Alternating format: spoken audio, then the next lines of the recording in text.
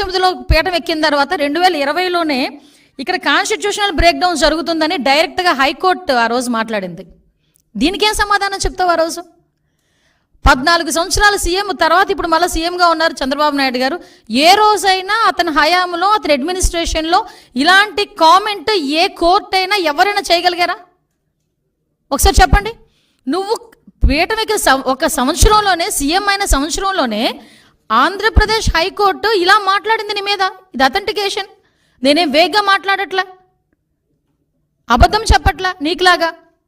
అంటే నువ్వు ఈరోజు పొలిటికల్గా మన కాన్స్టిట్యూషన్ బ్రేక్ డౌన్ అవుతుందని చెప్పి రాష్ట్రపతి పాలన విధించాలని ఏకంగా మాట్లాడుతున్నావంటే నీకు ఎంత తహతహగా ఉందో అధికార పీఠంలో కూర్చుని పోవడానికి నాకు అర్థం. అంటే అధికారం కోల్పోయి నెల రోజులకే ఏ రకంగానైనా దొడ్డిదారిని ఎలా అయినా వెళ్ళిపోవాలని ప్రజల్ని మభ్యపెట్టడానికి నువ్వు చేస్తున్న మైండ్ గేమ్ క్లియర్గా జనాలకు అర్థం కావాలనే ఉద్దేశంతోనే నేను ఈరోజు ప్రెస్ ముందు కూర్చున్నా.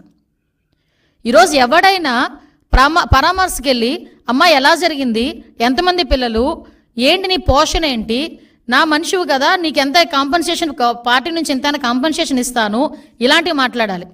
అతగాడు ఏం మాట్లాడాడండి? నీకు అమ్మఒడి వచ్చిందా?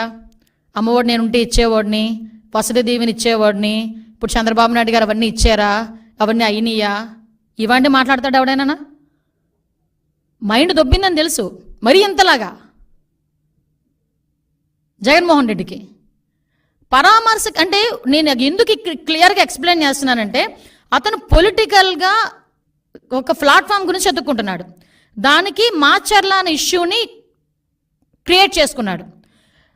వినుకొండ అనే ఇష్యూని క్రియేట్ చేసుకున్నాడు. ఆ వినుకొండలో జరిగిన ఇన్సిడెంట్ గురించి పర్టికులర్గా దాని మీద ఏదో రకంగా వెళ్ళి బురద జల్లాలనే ఉద్దేశంతో అతను వెళ్ళి అక్కడ మాట్లాడాల్సిన మాటలు మానేసి, హత్య జరిగిన చోట రషీద్ గురించి మాట్లాడడం మానేసి, రషీద్ గారి తాలూకా కుటుంబం గురించి మాట్లాడడం మానేసి ఫోటోలు చూపిస్తున్నాడు. ఎస్, నేను ఉన్నట్టే ఫోటోలు చూపించావు. ఫోటోలు చూపించినప్పుడు ఏం చెప్పావు? ఎమ్మెల్యే గారి భార్యకి కేక్ తినిపించావు. 10 సార్లు నొక్కి నొక్కి నొక్కి నొక్కి చెప్పావు. మా వాళ్ళు సోషల్ మీడియాలో వేస్తున్నారు, భారతి గారితో ఫోటో ఉంది అతనికి సెల్ఫీ.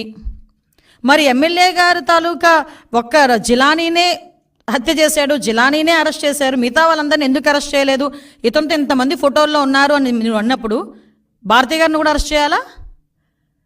నిన్ను కూడా అరెస్ట్ చేయాలి. ఎందుకంటే నీతో కూడా సెల్ఫీ ఉంది, నేను చూపించమంటే చూపిస్తా. భారతి గారితో సెల్ఫీ ఉంది. ఎందుకంటే ఇంతకుముందు మీ పార్టీలో చాలా యాక్టివ్ పార్టిసిపెంట్ కదా.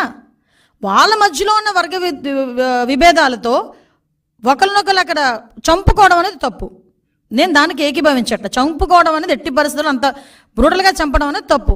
ఇమ్మీడియట్గా అరెస్ట్ జరిగింది, రిమాండ్కి పంపించాం. ఎక్కడ కూడా ఎటువంటి ఇబ్బంది కలగకుండా చూసుకున్నాం. నువ్వు వెళ్ళి రెచ్చగొడుతున్నావు. మళ్ళీ అక్కడికి వెళ్ళి వినుకొండ నువ్వు వెళ్ళి అక్కడ రెచ్చగొట్టి నువ్వు మళ్ళీ తిరిగి మాట్లాడితే పరిస్థితి వచ్చిందంటే ఒకసారి నీ తాలూకా మైండ్ సెట్ ఒకసారి ఆలోచించు.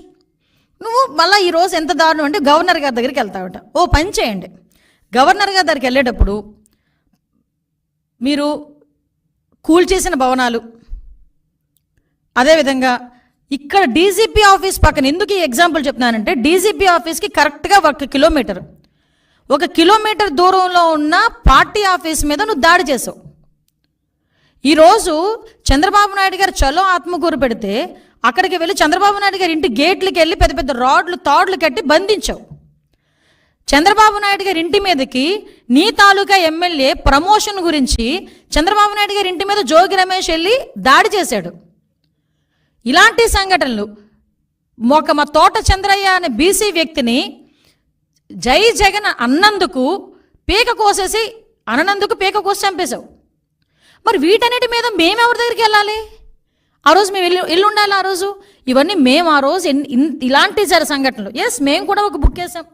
ఆ రోజు జరిగిన సంఘటనలన్నీ నేను అథెంటికేషన్గా ఉమెన్ ప్రెసిడెంట్గా ఉండేటప్పుడు మహిళా కమిషన్ చైర్పర్సన్ దగ్గరికి వెళ్ళి అమ్మ ఇంతమంది మీద అఘాయిత్యాలు జరిగినాయి, ఇంతమంది మీద హత్యలు జరిగినాయి, విత్ క్రైమ్ నెంబర్స్ నేను తీసుకెళ్ళి ఇచ్చాను. నీ దగ్గర అలాంటి అథెంటికేషన్ ఏదైనా ఉందా? నీ దగ్గర అలాంటి ప్రూవ్ ఏమైనా ఉందా? తీసుకొచ్చి చూపించు. నేను ఈరోజు హోమ్ మినిస్టర్ హోదాలో అడుగుతున్నా. నేను మానేసి వేగ్గా మైక్ ఉంది కదా, నాకు ఒక ఛానల్ ఉంది కదా, నోటుకు వచ్చినట్టు మాట్లాడతాను, ప్రిపేర్ అయ్యి వచ్చాను, ఎవడు మధ్యలో అడ్డగించొద్దు, ఎవడు మధ్యలో ఆపొద్దు అని చెప్పి నోటుకు వచ్చినట్టు మాట్లాడేస్తానంటే ఎందుకు చట్టం ఊరుకోవాలి అని అడుగుతున్నా. ఆ రోజు నువ్వు ఎవరినైతే ఉపయోగించుకొని, పోలీసులను ఉపయోగించుకొని ఎంతమంది మీద ఇబ్బంది పెట్టావు. ఈరోజు పోలీసులకి సంబంధించి నేను చూస్తూ ఉంటే నిజంగా చాలా బాధ అనిపిస్తూ ఉంది నాకు. వాళ్ళ పరిస్థితి ఏంట్రా అంటే ఈరోజు కనీసం పోలీసు వ్యవస్థ ఒక ఇన్వెస్టిగేషన్కో, మీకు విషయం చెప్పాలండి, ఇక్కడ ఫోరెన్సిక్ ల్యాబ్ కేవలం అమరావతిలో ఉన్న పాపానికి దానికి సంబంధించి డబ్బులు కూడా ఇవ్వలే, తెలుసా మీకు? మళ్ళీ ఈరోజు మేము 9 కోట్ల సెంట్రల్ గవర్నమెంట్ నుంచి తెచ్చుకున్నాం. దానికి ఒక అమరావతిలో ఉన్నది అన్న ఒకే ఒక పాపానికి అమరావతిని కిల్ చేయాలి కాబట్టి అక్కడ జరిగే ఫోరెన్సిక్ ల్యాబ్ను కూడా మీరు కిల్ చేసేసావు. ఒక వెహికల్స్ లేవు, సీసీ కెమెరాస్ లేవు, మెయింటెనెన్స్ లేదు, ఈవెన్ ఫింగర్ అథెంటికేషన్ అది లేదు. వాటన్నిటికీ కూడా ఈరోజు అంటే అన్నీ కూడా నిర్వీర్యం చేసి కేవలం నీ దగ్గర నీ కాపలాకి 1000 మంది పోలీసులను ఇంటి దగ్గర పెట్టుకొని నువ్వు రోడ్డు మీద వెళ్తే పరదాలు కట్టడానికి, నువ్వు రోడ్డు మీద వెళ్తే చెట్లు నరగడానికి, నువ్వు రోడ్డు మీదకి వెళ్తే బారికేడ్స్ చేయడానికి, నీకు కాపలా చేయడానికి మాత్రమే 5 సంవత్సరాలు పోలీసులను ఉపయోగించుకున్నావు. దాంతోపాటు టీడీపీ లీడర్స్ దగ్గర ఎవరు ఇంట్లోంచి బయటకు రాకుండా ఉండడానికి. ఈ నెల రోజుల్లో చంద్రబాబు నాయుడు గారు అవుట్డోర్ ప్రోగ్రామ్స్ ఎన్ని చేశారండి? ఎక్కడైనా పరదాలు కట్టారా? ఎక్కడైనా బ్యారికేడ్ వేసారా? ఏ వైఎస్ఆర్సీపీ లీడర్నైనా ఇంట్లో పెట్టి బంధించామా? ఎక్కడైనా ఎవరినైనా హౌస్ అరెస్ట్ చేసావా? మరి ఎందుకు నువ్వు ఆ రోజు అలా చేయలేకపోయావు? ఈరోజు చంద్రబాబు నాయుడు గారు డెలిబరేట్గా యాజ్ పర్ ప్రజాస్వామ్యం ప్రకారం అతను ఎక్కడికైనా వెళ్తున్నప్పుడు కూడా ఎక్కడ కూడా ప్రజలకు ఇబ్బంది లేకుండా చేసుకునే పరిస్థితి చేసుకుంటున్నారు. ఇందులో నువ్వు రాష్ట్రపతి పాలన ఎక్కడ అడుగుతావు? నువ్వు చైల్డ్ అబ్యూజింగ్స్ మాట్లాడుతున్నావు. నీ హయాంలో గురించి క్రిమినల్స్ ఏదైతే మహిళల మీద దాడులు, మహిళల మిస్సింగ్లు చూసుకుంటే క్రైమ్ రిపోర్ట్ ప్రకారం కూడా, నేషనల్ క్రైమ్ రిపోర్ట్ ప్రకారం కూడా చూసుకుంటే తమర హయాంలో డబుల్ అయినాయి. చాలామందిని ఈ రోజుకి కూడా పట్టుకోలే. ఎగ్జాంపుల్ చెప్పమంటావా?